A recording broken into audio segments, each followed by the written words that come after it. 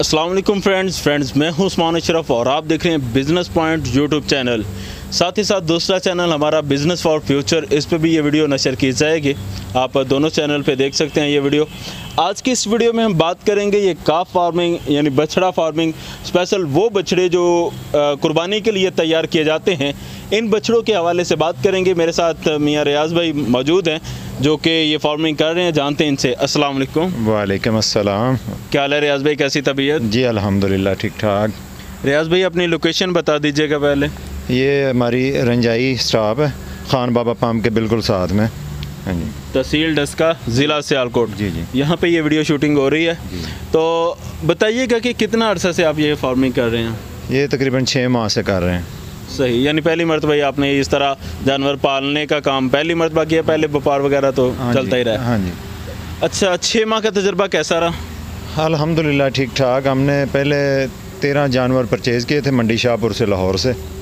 तो 1 माह बाद फिर हमने देखा कि हमारी जो ग्रोथ है जानवरों की वो हमारे हिसाब से बढ़ रही है, तो इसमें ये प्रॉफिटेबल काम है। तो हमने दोबारा जो है ना फिर 10 बच्चे और लेके आए, वो बड़े लेके आए हम। सही। हाँ जी। पहले आप छोटे लाए थे, बाद में आप बड़े लाए हैं। आपका तजुर्बा कैसा रहा कि छोटों में ज़्यादा आपको मुनाफा नज़र आया या बड़ों में? ये हम इस हिसाब से लाए हैं कि कुछ लोग मीडियम साइज़ पसंद करते हैं, कुछ जो है लार्ज पसंद करते हैं कि बड़ा जानवर होना चाहिए। तो ये हम कस्टमर की रिक्वायरमेंट के हिसाब से हम लेके आए हैं कि कुछ लोग छोटों को पसंद करते हैं और कुछ लोग बड़ों को। पहले जो आप बछड़े लाए थे उनका वेट तकरीबन कितना था और उनका रेट किस हिसाब से औसतन पड़ा?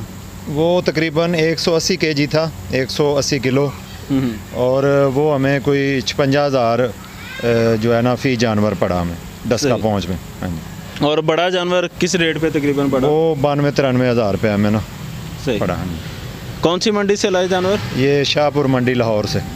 अच्छा, जानना चाहता हूँ कि अगर कोई ये फार्मिंग कर रहा है वो सबसे पहले जानना चाहता है कि इसमें बीमारियाँ या मुश्किलात कौन कौन सी आ सकती हैं।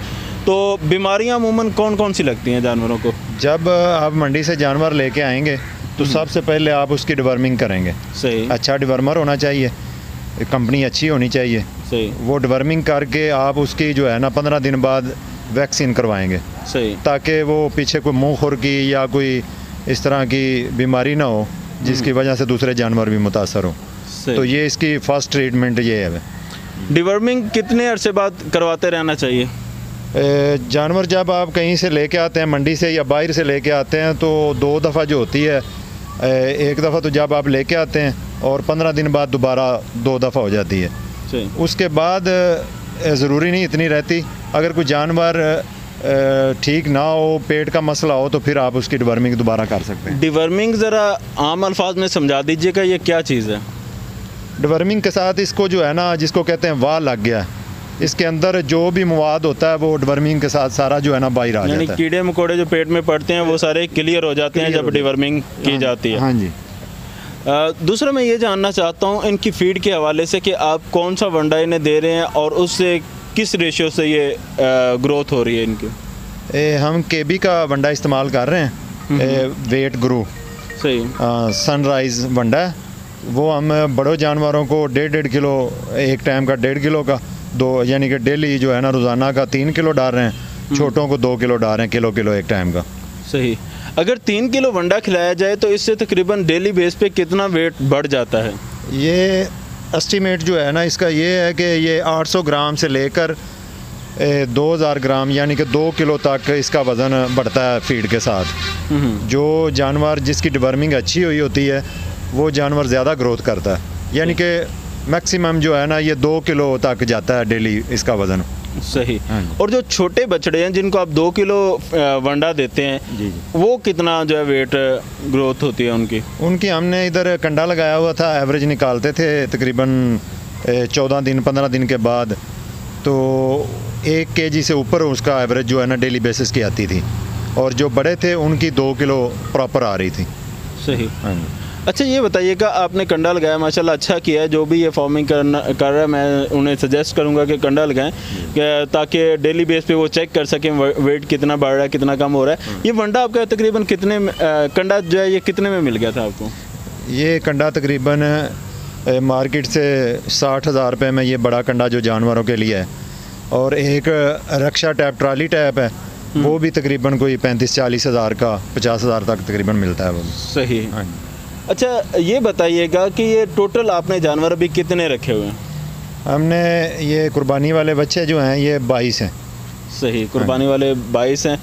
इनकी केयर के लिए आपने लेबर कितनी रखी हुई है? हमने 2 आदमी रखे हुए हैं। एक सीनियर आदमी है जो जानवरों को बिल्कुल समझता है हर लिहाज से। जानवर यानी कि कुछ खा नहीं रहा तो उसको पता होता है कोई मसला है तो फिर भी उसको कवर करने की कोशिश करता है। और उसके साथ एक हेल्पर हमने रखा हुआ है। सही। उनकी सैलरी क्या क्या चल रही होती है अमूमन?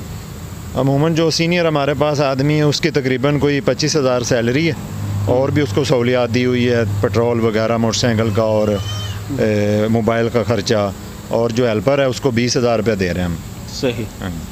अच्छा ये लेबर प्रॉब्लम बहुत ज़्यादा चलती है हमारे इस मशरक़ी पंजाब में, आपके साथ ये तजर्बा कैसा रहा? लेबर ने तंग तो नहीं किया इतना?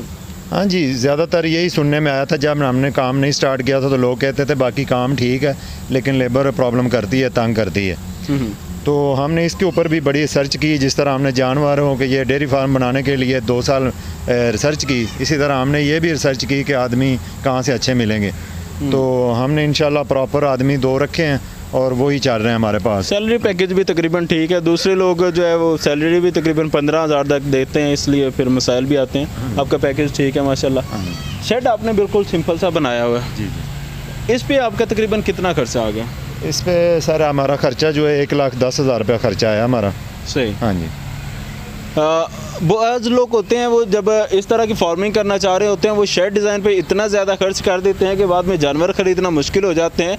उन्हें मैं ये सजेस्ट करना चाहूँगा कि बजाय इस बात के कि शेड डिज़ाइनिंग पे बहुत ज़्यादा वो पैसा खर्चें, वो बिल्कुल सिंपल सा शेड बनाएं और ज़्यादा से ज़्यादा कम कास्ट में, जितना भी कम कास्ट में हो सकता है उतने में बनाएं, और ये ज़्यादा पैसा जो है वो जानवरों पर खर्च करें। इसके अलावा आप क्या मशवरा देना चाहेंगे मेरे व्यूवर्स को? यही मशवरा दूंगा कि जब आप फर्स्ट टाइम जो ये बिज़नेस करना चाहते हैं तो उसमें आप जो है बिल्डिंग पे जो ख़र्चा करते हैं वो बिल्कुल कॉस्टली करना है, सादा सा करना है, ज़्यादा उसको हाई प्रोफाइल नहीं करना। हमने देखे हैं बड़े बड़े डेयरी फार्म बड़े जदीद बने हैं और वो फ्लॉप हो गए, नाकाम हो गए। ठीक है, उनकी यानी कि कोई प्लानिंग थी, कोई मैनेजमेंट नहीं थी, जिसकी वजह से वो नाकाम हुए।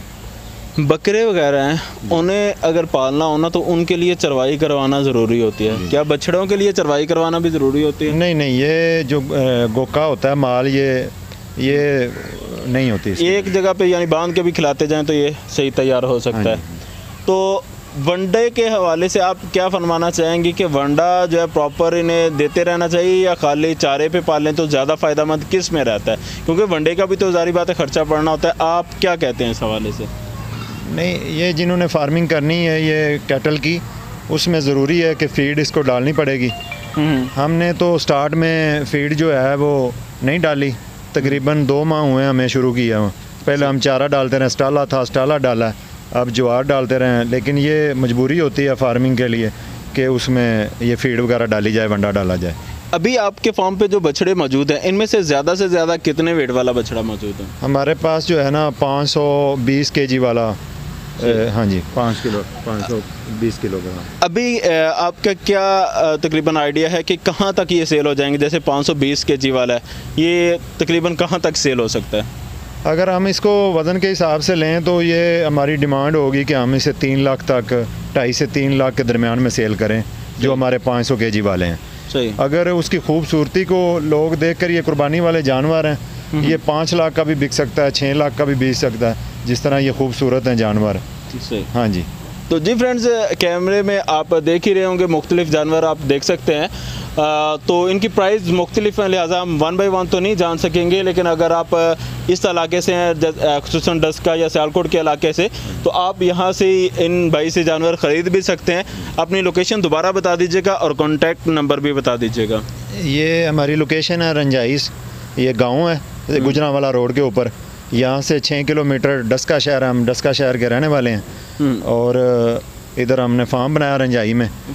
तो और अपना कॉन्टैक्ट नंबर भी बोल दीजिएगा। जी, नंबर मेरा 0300 जी 7656 394। तो जी फ्रेंड्स, ये स्क्रीन पे नंबर भी चल रहा होगा, तो अगर आप जानवर ख़रीदना चाहें तो रब्ता कर सकते हैं। और अगर वीडियो पसंद आ जाए तो इसे लाइक शेयर कमेंट ज़रूर कीजिएगा, चैनल को ज़रूर सब्सक्राइब कीजिएगा। इसी के साथ मुझे इजाज़त दीजिए, फिर मिलते हैं किसी न्यू वीडियो में। जज़ाकल्लाह, अस्सलाम वालेकुम।